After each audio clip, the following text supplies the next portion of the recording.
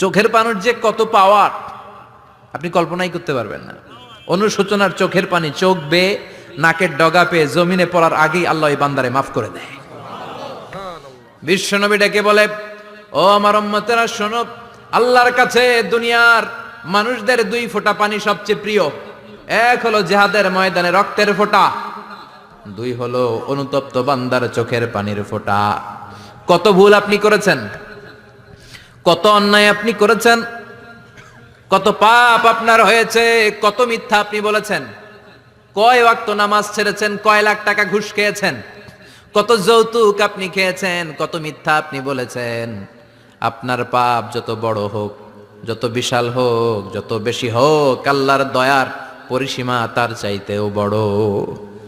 আপনার পাপ, আপনার অন্যায়, আপনার জুলুমগুলো যদি হয় খালের পানির সমান, বিলের পানির সমান, আল্লাহর দয়া সাগরের পানি